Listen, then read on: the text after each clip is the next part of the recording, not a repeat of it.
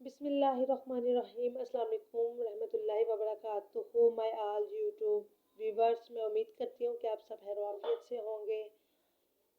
First of all तो मेरी आप सबसे रिक्वेस्ट है कि आप मेरे इस चैनल को लाइक करें, सब्सक्राइब करें, ताकि मेरी आने वाली वीडियोस आप तक जल्द अज जल्द पहुँच सकें।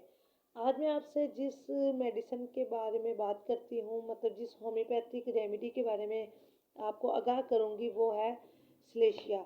यानी कि आज मैं आपको सलेशिया के बारे में गाइड करती हूँ कि हम बेसिकली इसको होम्योपैथिक में किस तरह से इस्तेमाल कर सकते हैं।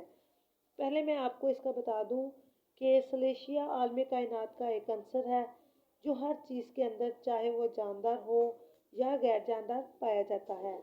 यानी मिट्टी में या ज़मीन में इस अंसर की वजह से सख्ती और कुव्वत बर्दाश्त पाई जाती है।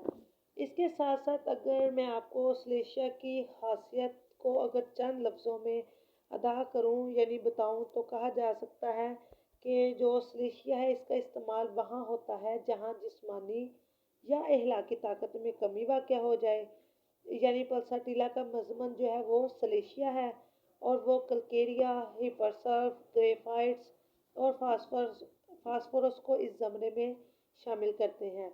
यहाँ पर पल्साटिला के मजमन होने का मतलब ये है कि अगर सलेशिया पल्साटिला की हो और मजमन अलामात हों जिन पर पल्साटिला की दस्तरस ना हो, तो सलेशिया ही इन अलामात और तकलीफ़ात को दूर करती है। और यूँ कहना चाहिए कि सलेशिया की अलामात पल्साटिला की बनिस्बत ज़्यादा दरीना और ज़्यादा गहरी होती हैं। अगर मैं बिल्कुल शॉर्टली फॉर्म में या इजी वर्डिंग में आपको मज़ीद सलेशिया के बारे में बताऊं, तो सलेशिया जो है ये फोड़े फिंसियों की भी दवा है। यानी ऐसे पेशेंट्स जिनके नाखून अमूमी तौर पर अमराज में मुब्तला हो चुके हों, यानी जिनके नाखूनों के चीरने और फटने में बहुत ऐसे नताइज शामिल हों जिस बेस पर हम सलेशिया को इस्तेमाल कर सकते हैं, या ऐसे पेशेंट्स जिनके नाखून गोश्त के अंदर घुस चुके हों, इनको भी ये दवा देनी चाहिए। मरीज़ की इब्तदाई हालत में अगर ये दवा इस्तेमाल करवाई जाए तो मर्ज़ बिगड़ता नहीं है और बहुत जल्द ठीक हो जाता है। अगर इसके बारे में मज़ीद भी मैं आपको कुछ बताना चाहूँ, तो सलेशिया को हम उस जगह पे इस्तेमाल कर सकते हैं जहाँ पर अगर किसी रगो रेशा में खून का इज्तमा हो जाए, तो सलेशिया इस इज्तमा खून को अरूके जाज़बा में जज़ब करा देता है।